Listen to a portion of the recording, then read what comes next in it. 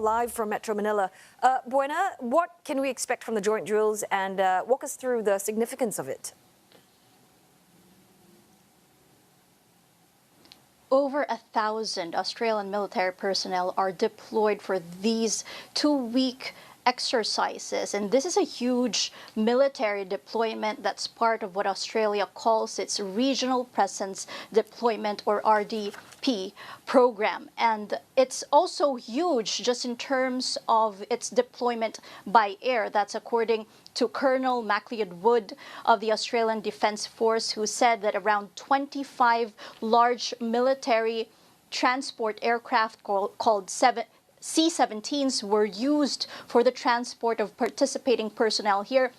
And just to give you a glimpse, that's the largest deployment of the Australian Defence Force by air since 1999, when it supported East Timor. And simultaneous with these drills is a joint sale by Canada, and Australia and the Philippines, of course, in that 2-week span. And during those drills as well, some coverage on humanitarian operations. Now, what you're seeing here is really increased activity in the West Philippine Sea, which is how the Philippines calls its maritime territory in the larger South China Sea.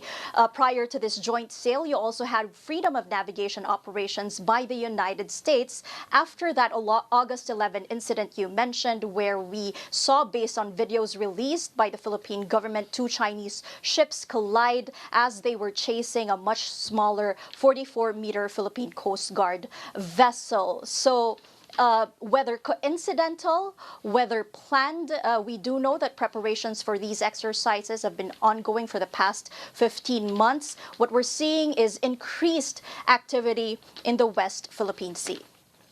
Okay, this increased activity, as you've mentioned, I mean, and we're seeing all of this addition of exercise Alon. I mean, all of that, is that part of a shift in Manila's defense strategy?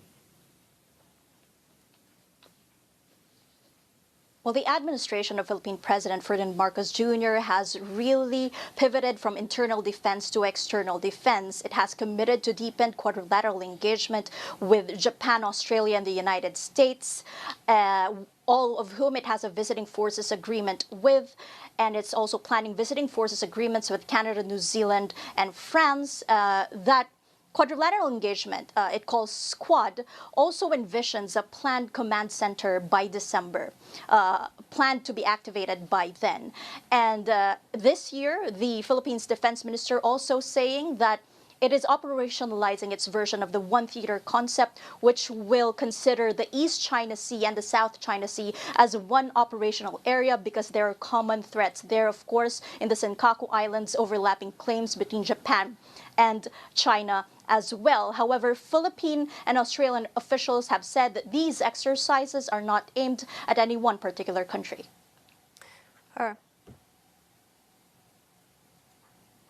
The exercise here for Exercise Alon in 2025 is a fantastic opportunity for us to work together to reinforce how we communicate with each other, and how we actually bring together our forces from the Army, Navy and the Air Force, so that when we do conduct activities, we are able to do them effectively and we're able to do them safely in the region.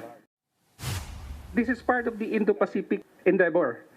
This activity. If you notice, there are activities that are being conducted in Australia, such as Lumbas for the Navy, Karabaru for the Land Forces, and Pitch Black for the Air Force.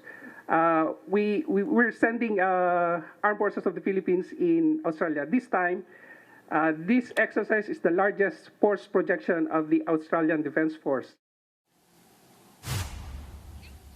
Philippine Navy spokesperson for the West Philippine Sea, Roy Vincent Trinidad, also saying the country's exercises are now increasing in magnitude and scope, making it part of a modern military alliance globally, and also ensuring that it has a minimum credible defense posture.